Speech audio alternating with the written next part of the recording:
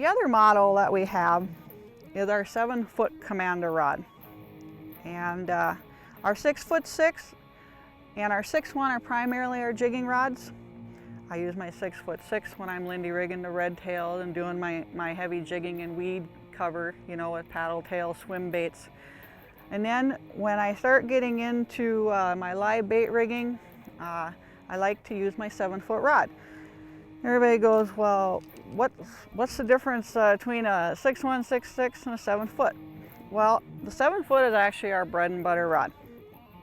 It's primarily designed for the guy that's going to go out and fish crawlers, fish leeches.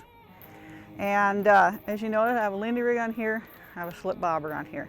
And you're all wondering, well, you just said, well, you Lindy rig with a 7-foot rod. Well, as I'll show you here in a moment with the slip bobber,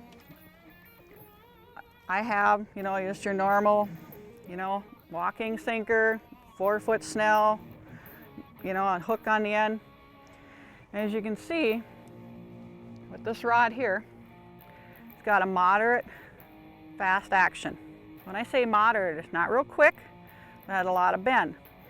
And a lot of people say, well, how does that work? You use a stiffer tip when you're jigging in deeper water and stuff. Well, when you're Lindy rigging, you got a lot of line out there. The 7-foot rod, when you go to set the hook, you're bringing up that slack on the line. And that's all fine and dandy. But when that fish takes to run at the boat with a Lindy rig, and you got a knot on your swivel and you have a knot on your hook, there's a lot of variables that can go wrong when you get a big fish on. And when you get that, let's say, you know, 5 to 8 pound, you know, walleye up to the boat and you're in a tournament situation, you know you need that fish. You need all the forgiveness you can. And when that fish takes a run at the boat, you can see that rod is bending. And say you're out on a windy day and you know you're trying to keep the boat in control, that fish is going to go and it's going to absorb the shock in case you didn't get the hook set deep into the mouth. And that is what's nice about our 7-foot rod. It has a very soft tip.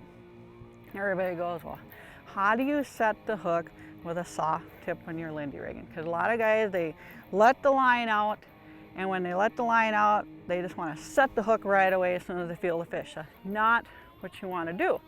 Let's say you're feeding that line out and that line's out there, the fish is pulling, he's pulling. You want to let that rod load up. He doesn't know you're there. With that soft tip, he has no idea you're there. You want the fish to be the amateur, not you. And so as soon as that rod loads up to that breaking point, that's when you set the hook. And that's when you can have the run and not worry about the line breaking. We hear it all the time in tournaments. The guys that lost a big one at the boat, lost a big one at the boat. You're using too stiff a rod when you got that big one on the boat with a Lindy rig.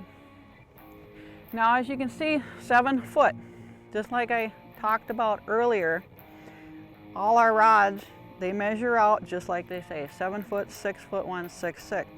But again, with the longer fish fighting blank, you have more fighting power out there. So our 7-foot is going to probably measure out to other companies as 1 inch or 2 inch longer because of the short handle. Are you in the market for a premier fishing rod?